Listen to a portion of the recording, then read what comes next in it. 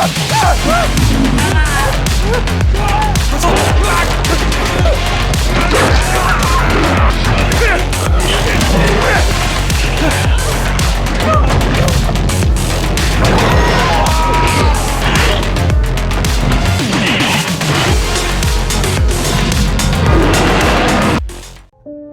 Friends, welcome to my channel movies 360 explained. और आज मैं एक्सप्लेन करने जा रही हूँ मूवी मेगा क्रोकोडाइल को, जो 2019 में रिलीज हुई है।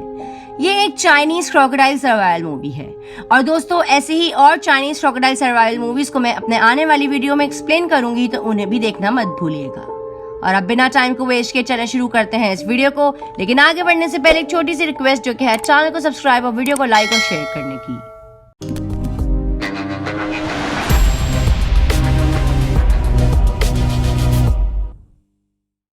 मूवी के स्टार्ट में हम समंदर में एक शिप को देखते हैं जो एक तूफान में फंस गया था। अब वो लोग उस तूफान से बचने की कोशिश में एक आइलैंड पर पहुंच जाते हैं। फिर सुबह जब उन्हें होश आता है तो उनकी शिप टूट चुकी थी और वो सब उस आइलैंड पर फंस गए थे। तभी एक लड़का वहां रखे क्रोकोडाइल के अंडे को उठा लेता है, जिससे क्रोकोडाइल वहां आकर उसके हाथ को जख्मी कर देता है। अब देखते ही देखते वहां बहुत सारे क्रोकोडाइल्स आ जाते हैं और उन पर अटैक कर देते हैं और वो सब उनसे बचने की कोशिश करने लगते हैं। तभी वहाँ एक बहुत बड़ा क्रोकोडाइल आ जाता है और वो इन क्रोकोडाइल को साइड में फेंकता है और फिर वो इन लोगों पर अटैक कर देता है। अब कुछ ही दूर एक आइलैंड पर हम कुछ बच्चों को खेलते हुए देखते हैं। तभी एक बच्चा फुटबॉल को दूर फेंक देता है, तो एक बच्चा उसे लेने जाता है, जहाँ वो एक क्रोकोडाइल को देखकर डर जाता है। अब अगले सीन में हम देखते हैं कि लोगों ने उस क्रोकोडाइल को मार डाला होता है और वही लुहान उस क्रोकोडाइल को देखने के बाद बताता है कि ये हेल आइलैंड से आया है, इसीलिए हम सबको यहाँ से भाग जाना चाहिए। लेकिन लोगों को उसकी बात पर यकीन नहीं होता, क्योंकि हेल आइलैंड यहाँ से काफी दूर है, इसीलिए वो सब वापस अपने अपने कामों में लग जाते हैं। अब लुहान को अपने ऑफिस जाता देखते हैं, जहाँ उसकी मुलाकात पैन से होती है और वो लुहान को मिस मिंगजू कॉन्ग से मिलवाता है, जो एक बिजनेस वुमेन होती है। फिर पैन उससे कहता है कि तुम हेल आइलैंड पर 2 बार जा चुके हो, अगर तुम हमें वहाँ तक ले जाओगे तो ये पैसों से भरा ब्रीफकेस तुम्हारा हो जाएगा। लेकिन लुहान को इन पैसों में कोई इंटरेस्ट नहीं था और वो बताता है कि उस आइलैंड पर 3000 से भी ज्यादा क्रोकोडाइल्स मौजूद हैं। अगर कोई भी वहाँ गया है तो वो वापस नहीं आ सकता। फिर यहाँ मिंगजू बताती है कि उसका छोटा भाई जिहाओ साइंटिफिक रिसर्च करने एक जगह जा रहा था, लेकिन हेल आइलैंड के पास उसकी लास्ट लोकेशन मिली है और उसे लगता है कि वो यकीनन वहीं होगा। तब हमें पता चलता है कि लुआ की वाइफ 2 साल पहले हेल आइलैंड पर रिसर्च करने गई थी और वो उसे नहीं बचा पाया था, इसीलिए वो जिहाओ को बचाने के लिए मान जाता है। अब अगले सीन में लुआ उन्हें एक प्लेन से हेल आइलैंड की तरफ ले जाने लगता है और वो बताता है कि हेल आइलैंड के एतराफ में पानी में बहुत चट्टानें हैं, तो उनकी शिप जरूर उन चट्टानों में आकर टूट गई होगी। फिर पायलट उन्हें बताती है कि वो हेल आइलैंड के पास पहुंच गए हैं। फिर वो सब आइलैंड के पास पानी में छलांग लगाते हैं। वहीं पैन डर रहा होता है, लेकिन वो भी गलती से छलांग लगा लेता है। अब वो सब आइलैंड पर पहुंच जाते हैं और मिंगजू ने सेफ्टी के लिए 3 गार्ड्स को भी रखा था, जिसे लीड स्टीव कर रहा था। अब वो सब गन्स रेडी करके आगे बढ़ने लगते हैं, जहाँ लुहान को लगता था कि उनका शिप डूबा होगा। अब वो कुछ ही देर में उस जगह पहुंच जाते हैं और वहाँ का नजारा देखकर चौंक जाते हैं, क्योंकि वहाँ हर जगह बहुत सारा खून पड़ा था। तभी मिंगजू उस बोट के नाम से समझ जाती है कि जिहाओ यहीं आया है, इसीलिए वो गार्ड्स को उन्हें ढूंढने का कहती है और खुद उसे आवाजें देने लगती है। वहीं स्टीव को एक मार्क दिखाई देता है और उसे लगता है कि वो यहीं से आगे बढ़े होंगे।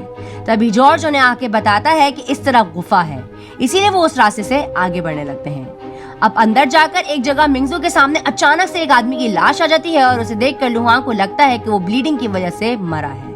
और तभी वो उस बॉडी पर लीच को देखकर डर जाता है। और वहीं पैन पर भी बहुत सारी लीचेस चिपक गई थीं, जिसे लुहान लाइटर से हटा देता है। फिर आगे चलकर वो सब हैरान हो जाते हैं, क्योंकि वो ये पूरी गुफा लीचेस से भरी हुई थी और वो अचानक ही उन सब पर गिरने लगती है, जिससे वो सब घबरा कर भागने लगते हैं और लुहान लाइटर और अल्कोहल से उन्हें मारने लगता है। फिर वो सब उस गुफा से बाहर निकल आते हैं, लेकिन इसमें उनकी हालत बहुत खराब हो गई थी और सब चेक करने लगते हैं कि कोई लीच उन पर है तो नहीं। अब पैन इसी में इतना डर जाता है और चिल्लाने लगता है, जिसकी वजह से वो फिसल कर एक गड्ढे में गिर जाता है और तभी उसकी नजर एक क्रोकोडाइल के बहुत बड़े फुटप्रिंट पर पड़ती है। पर किसी को भी यकीन नहीं आता कि इतना बड़ा क्रोकोडाइल कैसे हो सकता है। लुहान, जो खुद एक बायोलॉजिस्ट था, वो बताता है कि ये जरूर कोई म्यूटेटेड क्रोकोडाइल है और 2 घंटों में अंधेरा हो जाएगा, इसीलिए हमें किसी सेफ जगह पहुंचना चाहिए। अब वो लोग आगे ही बढ़ रहे होते हैं कि एक जगह लुहान को जली हुई लकड़ियां और एक वॉलेट मिलता है और उसे लगता है कि वो लोग जरूर यहीं से आगे बढ़े होंगे। अब उस वॉलेट को चेक करने पर पता चलता है कि ये मिंगजू के भाई जिहाओ का ही है। तभी उन्हें वहां से किसी के चिल्लाने की आवाज आती है और हम देखते हैं कि एक आदमी क्रोकोडाइल से खुद को बचा रहा होता है। तभी वो लोग वहां पहुंचकर फायर करके उन क्रोकोडाइल्स को वहां से हटा देते हैं और एक रस्सी नीचे फेंक कर उस आदमी को ऊपर खींच देते हैं। अब मिंगजू उससे कुछ पूछ पाती तभी वो आदमी जख्मों की वजह से बेहोश हो जाता है। अब रात में वो एक जगह पर अपना कैंप लगाकर रेस्ट करने लगते हैं और लूहा और मिंगजू आपस में बातें ही कर रहे होते हैं कि तभी कुछ देर बाद उस आदमी को होश आ जाता है। फिर मिंगजू से पूछती है कि तुम जिहाओ के साथ उसकी रिसर्च टीम में उस शिप पर थे। वहीं पैन को लग रहा होता है कि शायद इसकी याददाश्त चली गई है, पर वो आदमी बताता है कि उसका नाम लिव क्यू है और वो उस शिप का इंजीनियर है और वो क्रोकोडाइल से भागते हुए उनसे बिछड़ गया था। अब सुबह होते ही वो फिर से आगे बढ़ने लगते हैं और तभी रास्ते में कोई चीज जॉर्ज पर अटैक करके उसे खींचने लगती है। अब वो देखते हैं तो वो मैन ईटिंग प्लांट्स होते हैं, जिन्हें देखकर लुहान फौरन ही उन्हें काट देता है और वो जॉर्ज को बचा लेते हैं। अब लुहान कंफ्यूज हो जाता है कि ये प्लांट्स अमेज़न में पाए जाते हैं तो ये यहाँ कैसे आ गए। तभी वहाँ पैन को झाड़ियों में कटा हुआ सर दिखाई देता है और वो आगे जाकर देखते हैं तो वहाँ और भी लाशें होती हैं, लेकिन वो जिहाओ की रिसर्च टीम की नहीं थी और उन्हें मरे हुए एक हफ्ता हो गया था। लुहान बताता है कि इन सब को एक ही क्रोकोडाइल ने मारा है और उसके पाँव के निशान से लग रहा है कि वो 60 फीट लंबा होगा। ये देखकर लुहान को लगता है कि जिहाओ का यहाँ बचना मुश्किल है। तभी इन सब से स्टीव भी डर जाता है और वो यहाँ से जाने की बात करता है और बाकियों को भी ये लगता है कि उन्हें यहाँ से निकल जाना चाहिए, लेकिन मिंगजू जिहाओ के बगैर यहाँ से निकलने से मना कर देती है और खुद अकेली उसे ढूंढने निकल जाती है। ये देखकर बाकी लोग भी उसके पीछे जाने लगते हैं और तभी आगे जाकर वो सब शॉक्ड हो जाते हैं क्योंकि इस आइलैंड के बीचों बीच एक लैब बनी हुई थी। अब उसे चेक करने के लिए लुहान, माइक और लिव क्यू उस लैब के एलिवेटर से नीचे जाते हैं और वहां पहुंचकर वो देखते हैं कि ये जगह कोई एक्सपेरिमेंटल लैब है, लेकिन अब ये जगह तबाह हो चुकी थी। इसीलिए लुहान सबको अलग हो जाने का कहता है, शायद उन्हें यहाँ कुछ मिल जाए। अब कुछ देर बाद लिव क्यू को एक जगह से किसी की आवाज सुनाई देती है तो वो दोनों को भी वहाँ बुला लेता है। अब वो अंदर जाकर देखते हैं तो एक लड़की खड़ी बचाओ बचाओ कह रही थी। फिर उसे चेक करने माइक आगे बढ़ता है तो वो देखता है कि ये तो मर चुकी है और तभी उसके अंदर से कुछ बग्स निकलते हैं जो उसे कंट्रोल करके उसकी आवाज निकाल रहे थे और उसी में से एक बग माइक के अंदर भी घुस जाता है और उसे इन्फेक्ट करने लगता है। ये देखकर माइक एक ग्रेनेड निकालता है और उन दोनों को भागने का कहता है और इन बग्स को ब्लास्ट से मार देता है।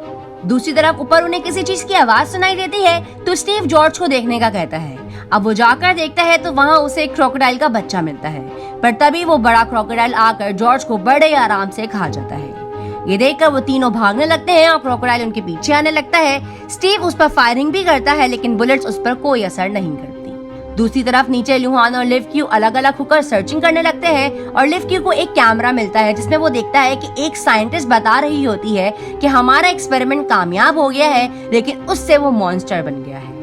फिर लिव क्यू वहां रखे कंप्यूटर को कंट्रोल करता है और उससे डेटा कॉपी करने लगता है। वहीं लुहान को पता चल जाता है कि लिव क्यू उनसे अपने बारे में झूठ बोल रहा है क्योंकि उसे लैब से उसकी फोटो मिलती है। फिर लिव क्यू यहाँ रिवील करता है कि वो इस जगह का इन्वेस्टर है और उसका नाम एलवी है और वो यहाँ क्रोकोडाइल के ब्लड से प्रोटीन को एक्सट्रैक्ट करके ऐसी एंटीबायोटिक्स बनाने में लगे थे जिससे वो इंसान के कैंसर को ठीक कर सकते थे। पर कुछ दिन पहले उसका यहाँ से कांटेक्ट टूट गया था तो वो चेक करने अपने प्लेन से आ रहा था, तभी उसका प्लेन क्रैश हो गया था और वो 2 दिन तक इस आइलैंड पर फंसा रहा जब तक उन लोगों ने उसे बचा नहीं लिया और वो जिहाओ के बारे में कुछ भी नहीं जानता। फिर वो लुहा को उसके साथ मिलकर क्रोकोडाइल को पकड़ने का कहता है, लेकिन लुहा को उसके इरादे सही नहीं लगते और वो उसे उसके साथ चलने का कहता है। अब जाते वक्त एलवी उस पर अटैक कर देता है और वहां रखी डार्ट गन उठाकर वो लुहा के पाँव में शूट कर देता है, जिससे लुहान जमीन पर गिर जाता है और बेहोश हो जाता है। दूसरी तरफ वो तीनों भागते हुए एक जगह पर छुप जाते हैं और वो क्रोकोडाइल आगे निकल जाता है। अब उसके जाने के बाद स्टीव खुद को बचाने के चक्कर में पैन के पाँव पर गोली मार देता है। अब फायर की आवाज से क्रोकोडाइल फिर से उनके पीछे आने लगता है और वो उन पर अटैक करता, तभी कोई जल्दी बूटी जलाकर वहां फेंक देता है, जिसके स्मोक से क्रोकोडाइल डिस्टर्ब होकर वहां से चला जाता है। अब मिंगजू देखती है तो वो उसका छोटा भाई जिहाओ होता है जो अभी तक जिंदा था। फिर तभी वहाँ एलवी भी पहुंच जाता है और जिहाओ से उन्हें पता चल जाता है कि वो उनके साथ नहीं। अब अगले सीन में हम देखते हैं कि एलवी ने उन तीनों को एक जाल में डालकर पेड़ से लटका दिया था ताकि क्रोकोडाइल उन्हें खाने आए और वो उसे बेहोश कर सके। अब कुछ देर बाद ही वो क्रोकोडाइल वहां पहुंचकर उन्हें खाने की कोशिश करने लगता है और इसका फायदा उठाकर एलवी उस पर डार्ट शूट करने लगता है, जिससे कुछ ही देर में क्रोकोडाइल बेहोश हो जाता है। अब एलवी उन तीनों को भी आजाद कर देता है और वो खुद को खोलने लगते हैं। वहीं एलवी क्रोकोडाइल का ब्लड सैंपल लेने लगता है और तभी उस क्रोकोडाइल को होश आ जाता है और वो एलवी को दबोच कर फेंकता है, जिससे वो दरख्त की टहनी में घुस जाता है। अब क्रोकोडाइल उन तीनों की तरफ बढ़ने लगता है और तभी वहाँ लुहान पहुंचकर उस पर क्रॉसबो फायर करता है, लेकिन उससे उसे कुछ नहीं होता और वो मिंगजू को दबोचकर वहाँ से चला जाता है। ये देखकर जोआ उसके पीछे जाने लगता है तो लुहान और पैन उसे संभालते हैं। फिर लुहान एल्वी के पास जाता है और वो कहता है कि ये क्रोकोडाइल अब किलिंग मशीन बन चुकी है, इसीलिए इसे खत्म कर दो, और ये कहकर एल्वी मर जाता है। अब अगले सीन में हम मिंगजू को देखते हैं जो अभी भी जिंदा थी और वो उस क्रोकोडाइल के नेस्ट में होती है जहाँ वो अपने शिकार को मार के रखता है, और वहीं उसे स्टीव की डेड बॉडी भी मिलती है और वो उसके रेडियो से बाकियों को कांटेक्ट करती है और उन्हें बताती है कि वो जख्मी है और यहाँ से नहीं निकल सकती। फिर वो पैन को जिहाओ को यहाँ से ले जाने के लिए कहती है और इसी बीच वो क्रोकोडाइल वहाँ वापस आ जाता है तो मिंगजू मरने का नाटक करने लगती है और वो क्रोकोडाइल सो जाता है। वही लुहान उसे बचाने का प्लान बनाता है और बताता है कि नदी के पास 3 गुफाएं हैं, 2 ऊंचाई पर है और एक नीचे, तो वो जरूर उसे नीचे वाली गुफा में लेकर गया होगा। फिर वो उन्हें वापस उसी लैब में लाता है जहाँ उसने पहले ही चीजें देख ली थी और वहाँ से वो गन्स, ग्रेनेड और फ्यूल जमा कर लेते हैं। फिर वो लैब में रखी एक बोट से उस गुफा की तरफ बढ़ने लगते हैं और वहाँ पहुंचकर पैन आगे जाने से मना कर देता है क्योंकि वो बहुत डर गया था।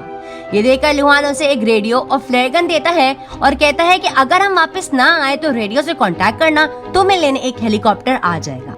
अब प्लान के मुताबिक लुहान गुफा की एंट्रेंस पर आकर चिल्लाने लगता है जिससे क्रोकोडाइल जागकर उस तरफ बढ़ने लगता है और तभी दूसरे रास्ते से जुहाव अंदर जाकर मिंगजू के पास पहुंच जाता है और उसे लेकर निकलने लगता है, लेकिन स्मेल से वो क्रोकोडाइल उनके पीछे आ जाता है और तब तक लुहान भी वहां पहुंच जाता है और वो सब उसी बोट में बैठकर भागने लगते हैं। लेकिन वो क्रोकोडाइल भी उनका पीछा नहीं छोड़ता और उसे बचने के चक्कर में उनकी बोट ही बंद हो जाती है और क्रोकोडाइल की बोट को तोड़ने से पहले ही वो लोग कूद जाते हैं और किनारे पर पहुंच जाते हैं।